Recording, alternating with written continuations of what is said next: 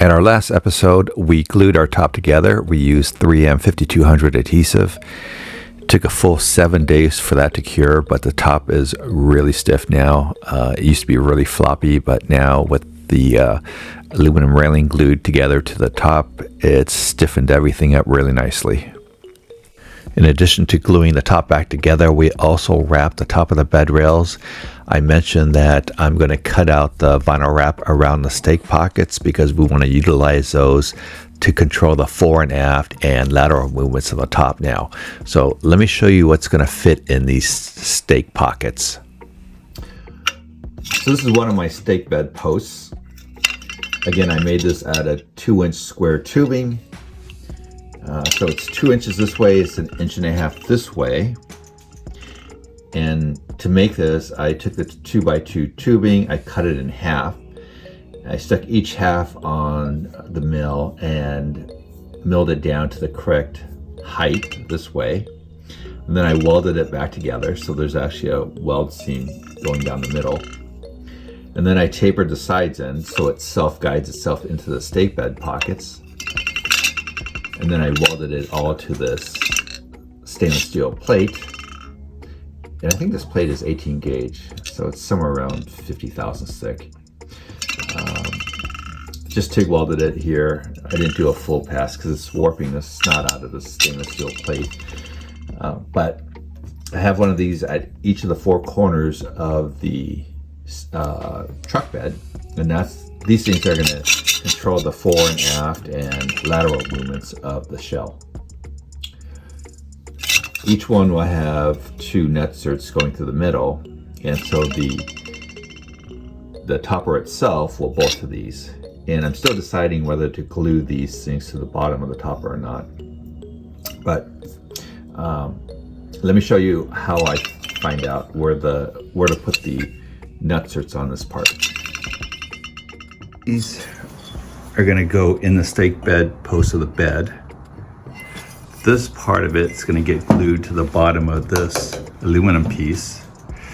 I have this aluminum piece marked off to where the uprights are going to be, and this part here is where the stake bed pocket is in the bed.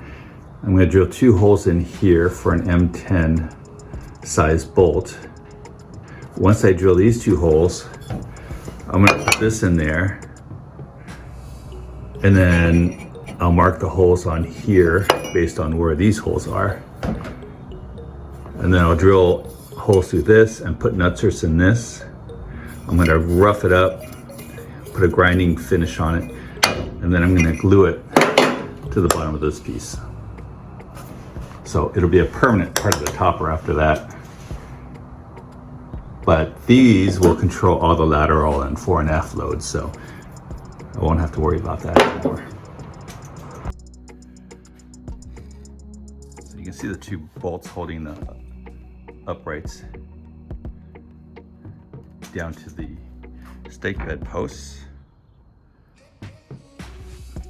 So this aluminum piece is getting sandwiched between the stake bed posts and this piece. So at all 4 corners.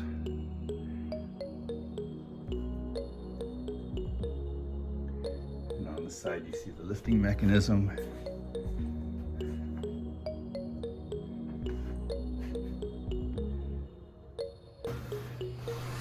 So the window's going to come up to here, so I still have plenty of clearance here. But super rigid.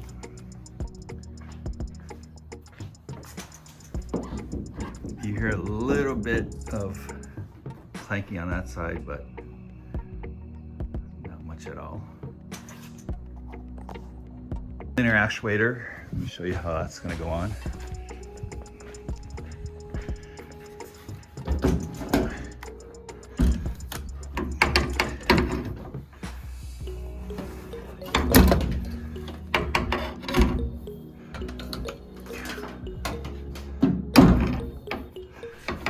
Linear actuator is going to get bolted to the uprights here. So I'll put a couple nutserts in this piece and bolt 2 bolts will go through this into the nut certs, and this will get bolted down to the floor of the bed here.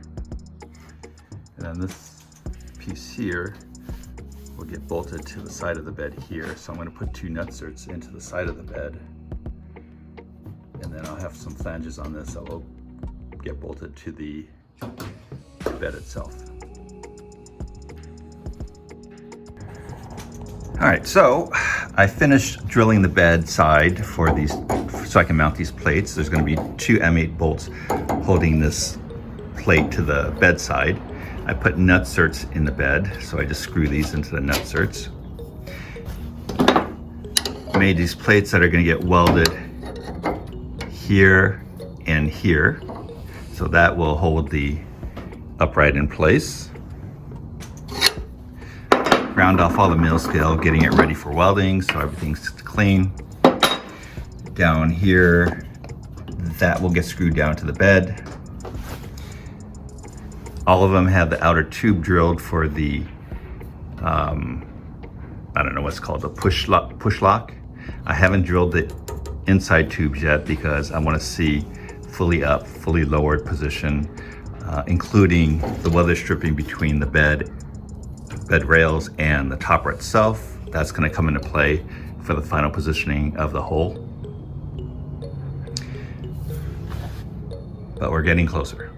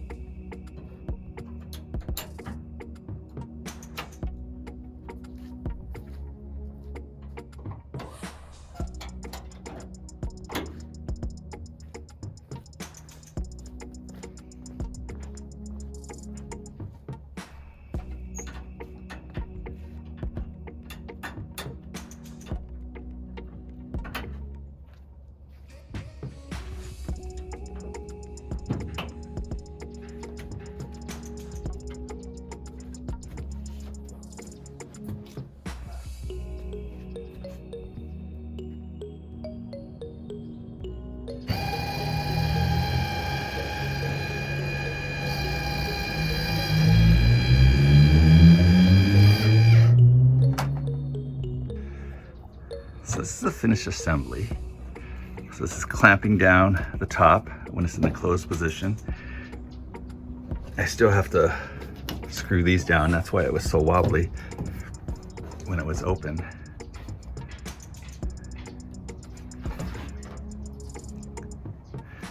But when it's closed, it's very secure.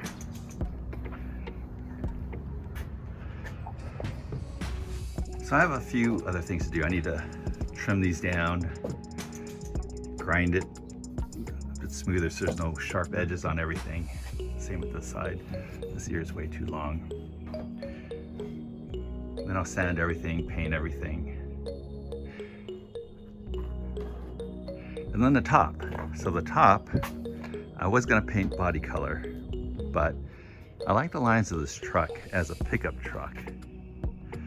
And so I thought if I went with black on the top, specifically a Raptor liner black, I think the top will blend into the background more and I'll have the nice lines of the pickup truck again. So this top is going to be Raptor lined in black.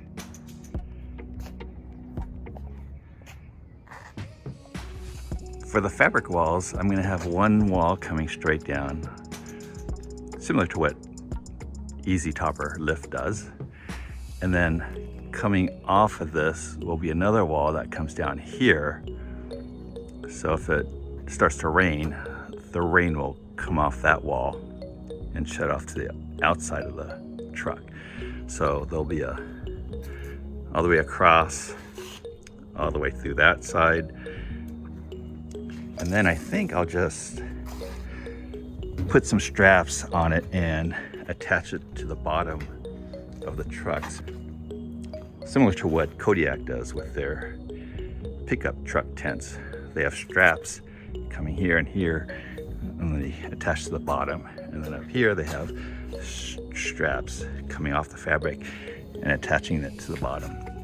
So I think I'm going to do the same thing. And in the back, I do like the way Easy Topper has that overhang up here and utilizing the tailgate. So when my wife comes and we need a bigger bed space, we can put the toilet here and the enclosure will cover the toilet, and then I can also put another screen here for privacy. So I think that'll work out really well.